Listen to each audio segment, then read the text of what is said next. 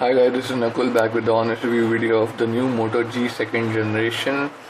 In this video, I'm going to tell you the pros and cons about this phone, likes and dislikes. You can also say what a normal day user would like and dislike in this phone. So let's not waste any time and get started. First things first, the first thing I like about this phone is its design, its elegance. It's really good.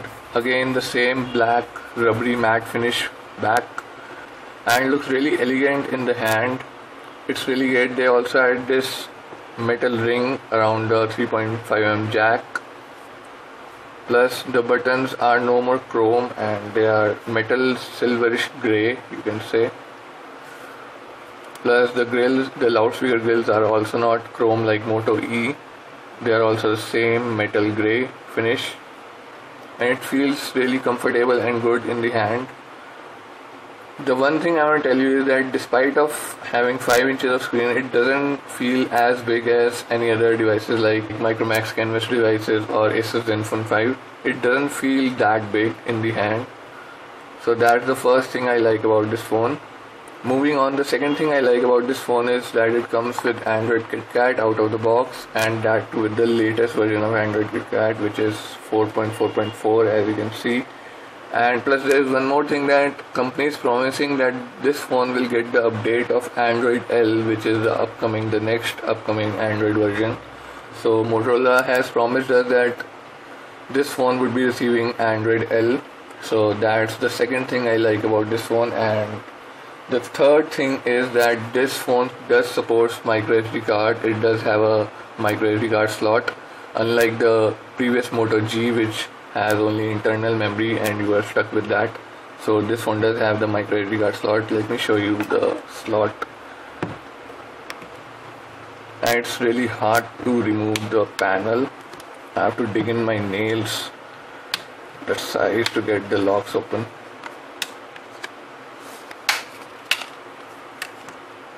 Here we have the micro SD card slot. As you can see, it says SD on it. This is the SIM 1, SIM 2, and this is the micro SD card slot. Though right now I don't have any card in it. Moving on, the fourth thing I like about this phone is that now it has 5 inches of display, which is HD 1280 by 720p resolution. As some users were saying that Moto G has only 4.5 inches of display, now it has 5 inches of display, so that's again a great thing. Okay, the fifth thing I like about this phone is the call quality. The call quality has improved really a lot, and now you can hear other person very loudly and clearly as well. And I made a couple of calls and also went out in basement, and I didn't face any call drops, at least not till now. So that's again a good thing, because we all know the previous Moto G was average at the call quality, but this one is really improved, louder and clearer. So that's again a great thing. Moving on, the sixth thing I like about this phone is front dual speakers. As you can see, one up at the top, one at the bottom. They are not that loud, but they are surely stereo speakers, and while watching videos or playing games, it does give you effect of surround sound a bit. So that's really cool again. The seventh thing I like about this phone is that the Wi-Fi range of this phone is better than the previous Moto G. Where my previous Moto G was only used to get one signal, 1 point of Wi-Fi, this gets almost 2 or 3, so that's again a good thing. I will include the photo in which you can see that my previous Moto G is only getting 1 point of signal, while this is getting the 2 point of signal in Wi-Fi, which you can see after this. So as you just saw that its Wi-Fi range is a little better than the previous Moto G, so that's again a better thing and users would like it. Moving on, the eighth thing I like about this phone is the camera. The rear 8 megapixel camera has really good quality, and no matter if you are indoors or outdoors, the pictures are clear and really good. Same with the video. If we compare it with the previous Moto G, videos are clarity wise is better and pics are also better. But if you go in the camera app, then you can see that there are no new features included. They are the same basic which used to be in the previous Moto G. You have your HDR over here, then flash, touch focus and exposure, slow motion video, panorama, geolocation, The only new thing is that now you have option to save on the memory card because it does have the SD card slot. Then you have your resolution, widescreen and standard, and then you have your camera shutter sounds. So that's pretty much it in the camera interface. But 8 megapixel camera is obviously better than the 5 megapixel camera. And I will do include the sample pictures which you can see after this.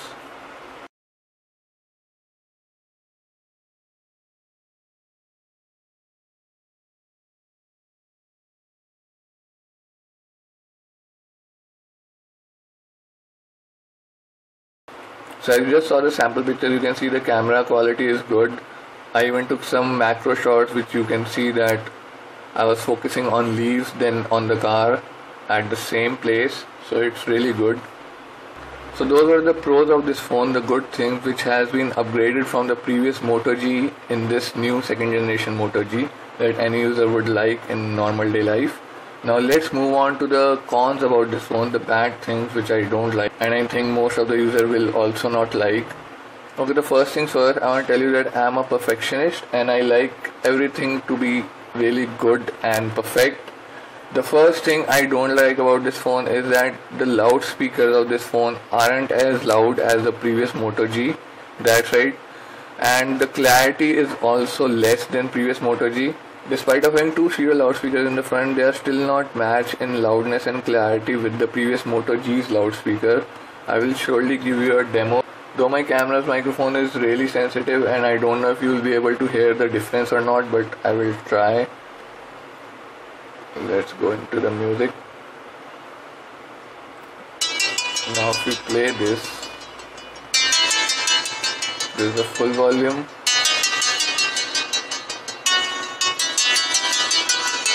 Same loudspeaker setting.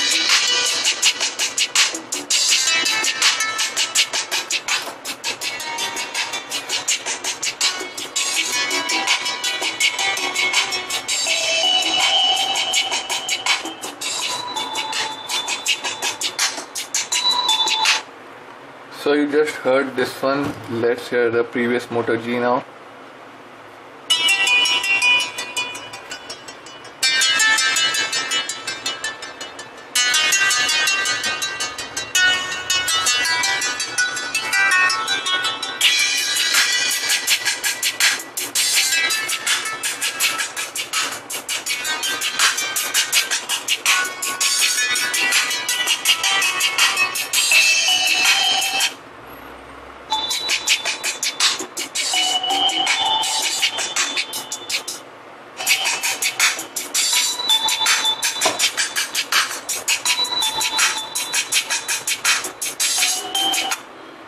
So as you can see, obviously the speaker is loud enough and it's clear enough, but it's not as crisp as the previous Moto Gs and obviously not as loud as the previous Moto Gs despite of having two stereo loudspeakers. So that's a big disappointment for me because it has two stereo loudspeakers, still not enough volume and still not enough clarity.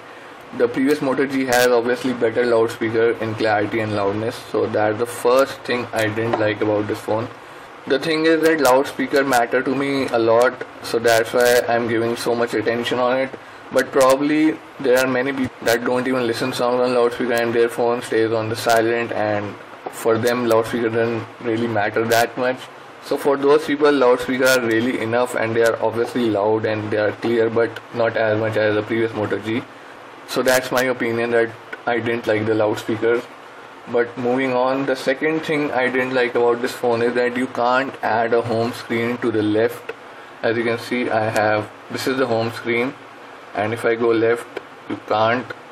You can only go to the right, and there is no pinch to zoom out option. If you want to add a home screen, you have to add a icon from the app drawer or a widget. For example, let's pick photos, and when I go to the left, as you can see, it's not letting, or it's not showing any new screen. But if I go to the right, here it's showing a new screen now. So it just made another screen. As you can see, now it has 4 dots, but there is no option to go to the left. Now I am a person who likes to have his home screen in the middle and one in the left and one in the right, just like my previous Moto G. As you can see, this is my home screen, and there is one in the right and one in the left, and plus I have two empty, one on the left and one on the right. So I'm comfortable to this format. If I wanna launch some apps, then I just have to go here and I have my all shortcuts of apps right here.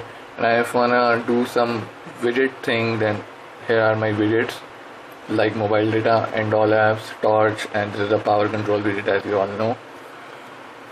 But this isn't a huge problem and can be solved by a third-party launcher, Buzz Launcher, Go Launcher, or anything. But again, this phone has only 1 GB of RAM, and installing a third-party launcher does eats up more RAM. So if it would be like before, that would be better for me. But again, that's not a big issue, so let's move on. Okay, the third thing I didn't like about this phone is that it's not getting the 3G reception where my previous Moto G used to get them. Even now you can see I am only getting one signal on 3G, while my previous Moto G used to get around 2 or 3 signals at this same place. And there are places in my home where this phone goes to 2G automatically because it doesn't receive the 3G reception at all. So I don't know what's wrong with it, just temporary or whatever. But obviously this phone is weaker in 3G reception than my previous Moto G. And before I move on, you can see that it lost the 3G reception and now it's on the 2G. As you can see, here's the E it's showing. Okay, the fourth thing I didn't like about this phone is that when you are at a low light area where the light is a bit dim, and when you turn on the front facing cam, it lags a bit. In the screen your movements come a bit later, like a few microseconds later. Like if I wave my hand, it won't go like this, it will be like this. So it lags a bit. I will also include a sample of that, which you can see after this. So this is the lag I was talking about, guys, as now you're gonna see.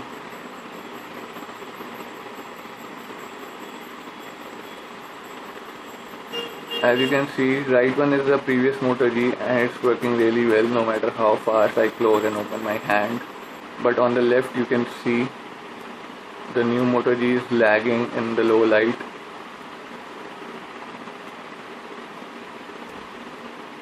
So this was the lag I was talking about. So as you just saw that I compared the front facing camera of this with my previous Moto G.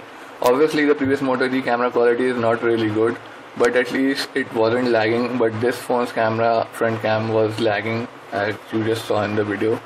So I don't know why it's like that, but again that's a disappointment for me. But I will tell you that it only happens when you're in a low light, but if you go out or when there's plenty of light, then there's no problems at all. So moving on, the next thing I didn't like about this phone is the color of the screens. They are not as crisp as they should be and not as saturated as they should be. For example, let me go in the Facebook. Just see these strips. You can see. Okay, now let's compare it with the previous Moto G. Now you can see the color difference. I don't know if you can see it in the camera or not, but this blue looks a bit dull than this. By the way, brightness is the same, they both are on the automatic, but if you still say, let me just turn it up a bit. I don't know if you guys can see the difference or not, but this blue is a bit dull than this. This is more saturated, I would say, in the left. So this is the fourth thing I didn't like about this phone, that the colors are not that much saturated and crisp. But anyways, the screen looks good anyway.